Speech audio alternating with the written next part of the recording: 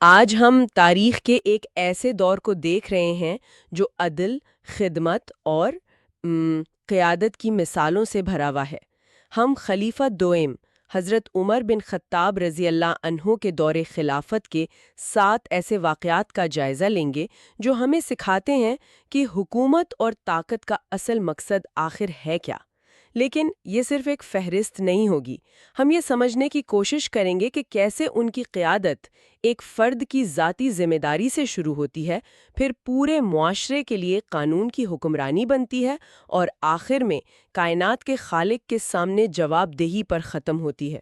اور یہی بات، یعنی یہی نقطہ اس دور کو اتنا غیر معمولی بناتا ہے۔ یہ صرف اچھی کہانیاں نہیں ہیں، مطلب یہ حکمرانی کے وہ اصول ہیں جن پر آج بھی بڑی بڑی یونیورسٹیوں میں کیس سٹڈیز ہوتی ہیں۔ ان واقعات میں ہمیں نظر آئے گا کہ کس طرح ایک حکمران کی ذاتی ذمہ داری، خدا کا خوف اور عوام کی خدمت ایک مثالی معاشرے کی بنیاد رکھتی ہے۔ اصل بات تو یہی ہے کہ طاقت کا مقصد عوام کی خدمت اور انصاف قائم کرنا ہے۔ تو آئیے اسی سے شروع کرتے ہیں۔ پہلا واقعہ جو ہمارے ذرائع میں بہت نمایاں ہے وہ ہے حضرت عمر رضی اللہ تعالی عنہ کا راتوں کا گشت۔ آپ سوچیں ذرا، رات کا اندھیرا ہے، مدینہ کی گلیاں پرسکون ہیں اور ریاست کا سب سے طاقتور شخص اکیلے بغیر کسی محافظ کے اپنی رعایا کا حال جاننے کے لیے گشت کر رہا ہے۔ اور یہ کوئی ایک دن کا واقعہ نہیں تھا، یہ تو ان کا معمول تھا۔ پتہ اس میں سب سے دلچسپ بات کیا ہے؟ یہ پرو ایکٹیو گورننس کا تصور ہے۔ یعنی آپ مسئلے کا انتظار نہیں کر رہے کہ کوئی شکایت لے کر آئے گا، نہیں، آپ خود مسئلے تک پہنچ رہے ہیں۔ یہ پورا مائنڈ سیٹ ہی بالکل مختلف ہے۔ آج کے دور میں تو لیڈر سیکیورٹی کے اتنے بڑے حصار میں ہوتے ہیں کہ ان تک عوام کی آواز پہنچنا ہی مشکل ہو جاتا ہے۔ یہاں تو حاکم خود آواز سننے نکل رہا ہے۔ بالکل، اور وہ خود فرماتے تھے کہ حکمران کی آنکھ اس وقت بند ہونی چاہیے جب رعایا سکون میں ہو۔ نیند عوام کے سکون سے جڑی ہوئی تھی، اور اس ذمہ داری کا احساس کتنا شدید تھا اس کا اندازہ ان کے اس مشہور قول سے ہوتا ہے کہ اگر دریائے فرات کے کنارے ایک جانور بھی بھوکا مر گیا تو قیامت کے دن عمر سے سوال کیا جائے گا۔ جی، یہ جملہ اکثر دہرایا جاتا ہے، لیکن اس کی گہرائی پر غور کریں۔ دریائے فرات مدینہ سے سینکڑوں میل دور ہے۔ وہ کہہ رہے ہیں کہ میری ریاست کی آخری سرحد پر بھی اگر کوئی بے زبان مخلوق تکلیف میں ہے تو اس کی ذمہ داری مجھ پر ہے۔ یہ ایک لیڈر کے اسفیئر آف رسپانسبلٹی، یعنی اس کے ذمہ داری کے دائرے کی انتہا ہے۔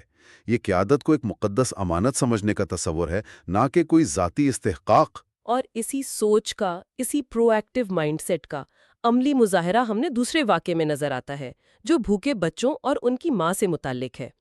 اسی طرح ایک رات گشت کے دوران حضرت عمر کو ایک خیمے سے بچوں کے رونے کی آواز آتی ہے۔ خالی ہانڈی رکھے بچوں کو بہلا رہی ہے کیونکہ گھر میں کھانے کو کچھ بھی نہیں۔ جب انہوں نے پوچھا تو اس عورت نے، جو انہیں پہچانتی نہیں تھی، بڑی تلخی سے کہا کہ میرا اور عمر کا معاملہ اللہ دیکھے گا۔ یہ سن کر حضرت عمر کانپ گئے۔ یہ منظر کسی بھی حکمران کے لیے دل دہلا دینے والا ہونا چاہیے۔ ایک ماں اپنے بچوں کو صرف پانی ابال کر تسلی دے رہی ہے کہ کھانا پک رہا ہے تاکہ وہ روتے روتے سو جائیں۔ یہ غربت کی وہ تصویر ہے جو سرکاری رپورٹوں میں نظر نہیں آتی۔ بالکل، اور حضرت عمر کا رد عمل فوری اور ذاتی تھا۔ وہ یہ منظر دیکھ کر فوراً بیت المال کی طرف دوڑتے ہیں، وہاں سے آٹے، گھی اور کھجوروں کی بوری اپنی پیٹھ پر لاد کر لاتے ہیں۔ یہاں ایک لمحے کے لیے رکنا بہت ضروری ہے۔ بیت المال یعنی اسٹیٹ ٹریجری، اس کا مطلب ہے کہ یہ عوام کا پیسہ تھا۔ وہ اپنی جیب سے نہیں بلکہ ریاست کے وسائل سے مدد کر رہے تھے۔ یہ ذاتی خیرات اور ریاستی ذمہ داری کے فرق کو واضح کرتا ہے۔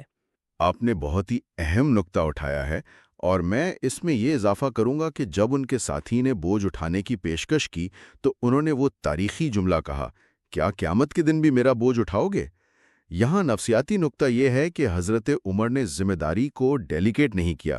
وہ کہہ سکتے تھے کہ کسی کو بھیج کر راشن بھجوا دو، لیکن اپنی پیٹھ پر بوری لادنا ایک علامتی عمل تھا۔ یہ عوام کو پیغام دے رہا تھا کہ حاکم کا بوجھ اور عوام کا بوجھ ایک ہی ہے۔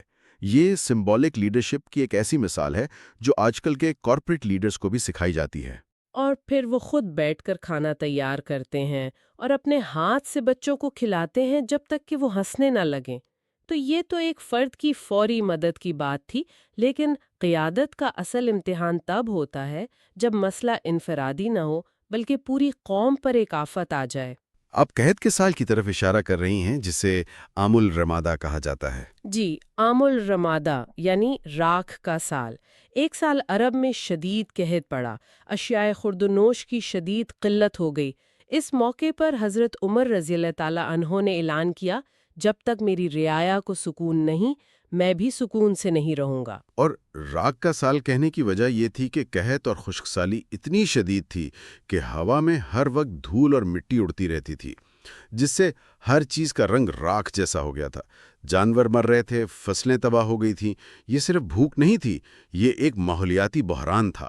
اور اس بحران میں انہوں نے صرف احکامات جاری نہیں کیے، انہوں نے قسم کھائی کہ جب تک قحط ختم نہیں ہوتا وہ گھی اور گوشت استعمال نہیں کریں گے۔ آپ رضی اللہ تعالی عنہ نے صرف خشک روٹی اور زیتون کے تیل پر گزارا کیا، بالکل ویسے ہی جیسے ایک عام آدمی گزارا کر رہا تھا، یہاں تک کہ ذرائع بتاتے ہیں کہ آپ کا رنگ بھوک اور سخت غذا کی وجہ سے تبدیل ہو گیا تھا۔ یہ لیڈنگ فرام دا فرنٹ کی بہترین مثال ہے، یعنی مشکل وقت میں اپنی عوام کے شانے بشانہ کھڑا ہونا۔ اس سے صرف انصاف اور برابری کا مظاہرہ نہیں ہوتا، بلکہ یہ بھی ثابت ہوتا ہے کہ حقیقی قیادت خدمت اور قربانی کے بغیر ممکن ہی نہیں۔ جب لوگ دیکھتے ہیں کہ ان کا رہنما بھی انہی کی طرح تکلیف برداشت کر رہا ہے تو ان کا حوصلہ بلند ہوتا ہے۔ یہ صرف پالیسی نہیں، یہ عوام کے ساتھ ایک جذباتی اور نفسیاتی عہد ہے۔ لیکن قیادت صرف ہمدردی اور قربانی کا نام تو نہیں، بعض اوقات سخت فیصلے بھی کرنے پڑتے ہیں، خاص طور پر جب معاملہ عقیدے اور پرانی روایات کا ہو۔ مصر کی فتح کے بعد یہی چیلنج سامنے آیا۔ جی، یہ دریائے نیل والا مشہور واقعہ ہے۔ ہاں، وہاں کے گورنر حضرت عمرو بن العاص رضی اللہ تعالیٰ عنہ نے خلیفہ کو بتایا کہ مصر میں ایک قدیم توہم پرستانہ رسم ہے کہ ہر سال ایک نوجوان لڑکی کو دریا میں بھینٹ چڑھایا جاتا ہے تاکہ دریا رواں رہے۔ اچھا، تو یہ ایک بہت بڑا چیلنج تھا۔ ایک طرف ایک قدیم ثقافتی روایت تھی جس پر لوگوں کا یقین تھا کہ ان کی معیشت اور زندگی کا دار و مدار ہے، اور دوسری طرف اسلام کا توحید کا بنیادی عقیدہ جو شرک کی کسی بھی شکل کو رد کرتا ہے۔ حضرت عمر نے اس رسم کو سختی سے منع فرمایا اور دریا کے نام ایک خط لکھ کر بھیجا کہ اسے دریا میں ڈال دیا جائے۔ اس خط میں لکھا تھا، اے نیل، اگر تو خود بہتا ہے تو ہمیں تیری ضرورت نہیں، اور اگر تو اللہ واحد القہار کے حکم سے بہتا ہے تو ہم اللہ سے دعا کرتے ہیں کہ وہ تجھے رواں کر دے۔ اور کہا جاتا ہے کہ وہ خط دریا میں ڈالا گیا اور اس کے بعد دریائے نیل پہلے سے بھی زیادہ روانی سے بہنے لگا۔ یہاں جو بات سمجھنے کی ہے وہ یہ ہے کہ یہ صرف ایک دریا کے بہنے کا واقعہ نہیں، یہ توکل علی اللہ اور شرک کے خاتمے کا ایک عظیم سبق ہے۔ لیکن اس کا ایک اور پہلو بھی ہے، یہ ایک اسٹیٹ بلڈنگ ایکشن ہے۔ ایک نئی ریاست، ایک نئی تہذیب کی بنیاد رکھی جا رہی ہے۔ اس ایک حکم کے ذریعے یہ واضح کر دیا گیا کہ اب اس سرزمین پر اختیار پرانی روایات کا نہیں بلکہ ایک مرکزی اتھارٹی اور اس کے لائے ہوئے عقیدے کا ہوگا۔ یہ توہم پرستی پر ایمان کی فتح تھی۔ اور جب ہم اللہ کے حکم کی بات کرتے ہیں تو اس کا مطلب ہے کہ یہ حکم سب پر لاگو ہوتا ہے، حاکم پر بھی۔ اور یہی بات ہمیں ہمارے اگلے واقعے کی طرف لاتی ہے جو قانون کی حکمرانی کی بنیاد کو واضح کرتا ہے۔ یہ واقعہ ہے عدالت میں ایک عام شہری کی طرح پیشی کا۔ یہ منظر ہی اپنے آپ میں ایک مکمل پیغام ہے۔ ریاست کا سب سے طاقتور شخص امیر المومنین ایک عام مدعی کے ساتھ کٹہرے میں کھڑا ہے۔ جی، واقعہ کچھ یوں ہے کہ ایک شخص نے کسی معاملے میں خلیفہ وقت حضرت عمر رضی اللہ تعالی عنہ کے خلاف قاضی کی عدالت میں مقدمہ دائر کر دیا۔ جب سماعت شروع ہوئی تو حضرت عمر رضی اللہ تعالی عنہ ایک عام شہری کی طرح قاضی کے سامنے کھڑے ہو گئے۔ جب قاضی نے آپ کے مرتبے کا خیال کرتے ہوئے آپ کو عزت دینے کی کوشش کی تو آپ نے فوراً انہیں ٹوکا اور فرمایا، یہ تمہارا پہلا ظلم ہے۔ یہ جملہ تو عدلیہ کی تاریخ میں سنہرے حروف سے لکھے جانے کے قابل ہے۔ وہ کہہ رہے ہیں کہ انصاف کا پہلا تقاضا فریقین کے درمیان مکمل برابری ہے۔ اگر تم نے مدعی اور مدعا علیہ میں فرق کر دیا تو تم نے انصاف کا خون کر دیا۔ یہ قانون کی حکمرانی یعنی رول آف لاء کا عملی نمونہ ہے۔ یہ ہمیں سکھاتا ہے کہ اسلامی ریاست میں کوئی بھی شخص، چاہے وہ خلیفہ ہی کیوں نہ ہو، قانون سے بالاتر نہیں۔ حاکم قانون بناتا نہیں، وہ خود قانون کے تابع ہوتا ہے۔ یہ قانون کی حکمرانی کی ایک بہترین مثال ہے۔ لیکن ایک سوال ذہن میں آتا ہے، کیا قاضی واقعی خلیفہ کے خلاف فیصلہ دینے کی ہمت کر سکتا تھا، چاہے حضرت عمر نے اسے اجازت بھی دے دی ہو؟ کیا اس میں طاقت کا ایک غیر اعلانیہ دباؤ موجود نہیں تھا؟ یہ ایک بہت اہم سوال ہے، اور اس کا جواب یہ ہے کہ اس واقعے کی اصل اہمیت شاید اس مقدمے کے نتیجے میں نہیں، بلکہ اس مثال، اس پریسیڈنٹ کو قائم کرنے میں تھی، جو اس سے قائم ہوئی۔ حضرت عمر نے یہ عمل کر کے پوری ریاست کے تمام گورنروں، قاضیوں اور اہلکاروں کو یہ پیغام دے دیا کہ بھئی انصاف کا معیار یہ ہے۔ انہوں نے ایک ایسی فضا قائم کی جہاں ایک عام آدمی بھی خلیفہ کو عدالت میں گھسیٹنے کا سوچ سکتا ہے۔ اصل تبدیلی یہ سوچ ہے۔ اور انصاف کی اسی برابری کا سب سے کڑا امتحان تب آتا ہے جب معاملہ اپنے عزیزوں کا ہو۔ ہمارا چھٹا واقعہ اسی سے متعلق ہے، اپنے بیٹے پر قانون کا نفاذ۔ اور شاید کسی بھی باپ اور کسی بھی حکمران کے لیے سب سے مشکل لمحہ ہوتا ہے۔ ایک طرف باپ کی محبت ہے اور دوسری طرف حکمران کی ذمہ داری۔ واقعہ یہ ہے کہ حضرت عمر رضی اللہ تعالی عنہ کے بیٹے ابو شہمہ رضی اللہ تعالی عنہ پر شراب نوشی کا الزام ثابت ہوا۔ لوگوں نے سفارش کرنے کی کوشش کی کہ خلیفہ کے بیٹے کو سزا میں کچھ نرمی برتی جائے، لیکن حضرت عمر رضی اللہ تعالی عنہ کا موقف دو ٹوک تھا۔ آپ نے فرمایا، اللہ کے قانون میں میرا بیٹا بھی ایک عام انسان ہے۔ آپ نے اپنے بیٹے پر شرعی حد خود نافذ کروائی، اور اس دوران آپ کی آنکھوں سے آنسو جاری تھے۔ اس واقعے کی گہرائی کو سمجھنا بہت ضروری ہے۔ یہ انصاف کی سب سے بڑی آزمائش ہے، جہاں ذاتی محبت اور عوامی فرض آمنے سامنے ہوں۔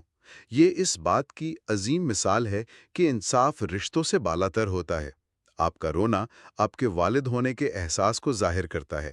وہ کوئی پتھر دل انسان نہیں تھے، لیکن آپ کا سزا نافذ کرنا، یہ آپ کے منصف حکمران ہونے کی دلیل ہے۔ یہ دو کرداروں کا تصادم ہے، اور اس تصادم میں انہوں نے عوامی ذمہ داری کو ذاتی جذبات پر ترجیح دی۔ اس سے عوام کو کیا پیغام ملا ہوگا؟ پیغام بالکل واضح تھا۔ اس ریاست میں قانون کا اطلاق امیر المومنین کے بیٹے پر بھی ویسے ہی ہوتا ہے جیسے کسی عام شہری پر۔ اس ایک واقعے نے قانون کی بالادستی پر عوام کے اعتماد کو اس سطح پر پہنچا دیا ہوگا جس کا ہم آج تصور بھی نہیں کر سکتے، اور یہی اعتماد کسی بھی ریاست کا سب سے بڑا اثاثہ ہوتا ہے۔ اور اب ہم آخری 7ویں واقعے کی طرف آتے ہیں، جو آپ کی پوری زندگی اور دور خلافت کا نچوڑ ہے۔ یہ شہادت سے پہلے کی فکر کا واقعہ ہے، جب حضرت عمر رضی اللہ تعالیٰ عنہ پر فجر کی نماز کے دوران قاتلانہ حملہ ہوا اور آپ شدید زخمی تھے، زندگی کے آخری لمحات میں۔ عموماً ایسے وقت میں حکمرانوں کو اپنی وراثت کی، اپنی سلطنت کے مستقبل کی اور اقتدار کی منتقلی کی فکر ہوتی ہے۔ تاریخ ایسے واقعات سے بھری پڑی ہے۔ لیکن حضرت عمر رضی اللہ کی فکر کچھ اور تھی۔ انہوں نے سب سے پہلے جو سوال پوچھا وہ یہ نہیں تھا کہ میرا جانشین کون ہوگا، بلکہ یہ تھا، کیا میں کسی کا مقروض تو نہیں؟ جب بتایا گیا کہ بیت المال کا کچھ قرض آپ کے ذمے ہے، تو آپ نے اپنے بیٹے کو حکم دیا کہ ان کی ذاتی زمین بیچ کر تمام قرض ادا کیا جائے، تاکہ اللہ کے حضور پیش ہونے سے پہلے کسی کا کوئی حق ان کے ذمے باقی نہ رہے۔ یہ واقعہ آپ کے پورے دور خلافت کا خلاصہ ہے۔ ایک ایسی زندگی جو انصاف، خدمت اور جواب دہی کے احساس کے لیے وقف تھی۔ یہاں سب سے اہم بات یہ ہے کہ ایک حکمران کی اصل فکر ہمیشہ عوام کے حقوق اور اپنی ذمہ داریوں کی ہونی چاہیے، یہاں تک کہ آخری سانس تک۔ یہ اس بات کا حتمی ثبوت ہے کہ ان کے نزدیک حکمرانی ایک ذمہ داری تھی، ایک مقدس امانت تھی، ذاتی ملکیت یا عیش و عشرت کا ذریعہ نہیں۔ تو ان 7 واقعات سے جو سبق ملتا ہے وہ بالکل واضح ہے۔ حکمرانی کا مقصد طاقت کا حصول نہیں، بلکہ انصاف کا قیام، خدا کا خوف اور عوام کی بے لوث خدمت ہے۔ یہ واقعات ہمیں دکھاتے ہیں کہ اصل عظمت وہی ہے جو انسان عدل اور قربانی کے ذریعے حاصل کرتا ہے، چاہے وہ راتوں کی نیند کی قربانی ہو، ذاتی خواہشات کی یا اپنی اولاد کی محبت کی۔ بالکل، اور ان تمام مثالوں کو سامنے رکھتے ہوئے آج کے دور کے لیے ایک اہم سوال پیدا ہوتا ہے۔ آج کے دور میں جہاں لیڈر اکثر عوام سے کٹے ہوئے نظر آتے ہیں، عوام کا اعتماد جیتنے کے لیے کون سی ایک خوبی سب سے زیادہ ضروری ہے؟ کیا وہ ذاتی قربانی ہے، جیسا کہ حضرت عمر رضی اللہ تعالیٰ عنہ نے قحط میں کیا؟ کیا وہ غیر متزلزل انصاف ہے جو انہوں نے اپنے بیٹے پر نافذ کیا؟ یا عوام کے درد کو ذاتی طور پر محسوس کرنے کی وہ صلاحیت جو انہیں راتوں کو گشت پر مجبور کرتی تھی؟ یہ ایک ایسا سوال ہے جس پر ہم سب کو غور و فکر کرنے کی ضرورت ہے۔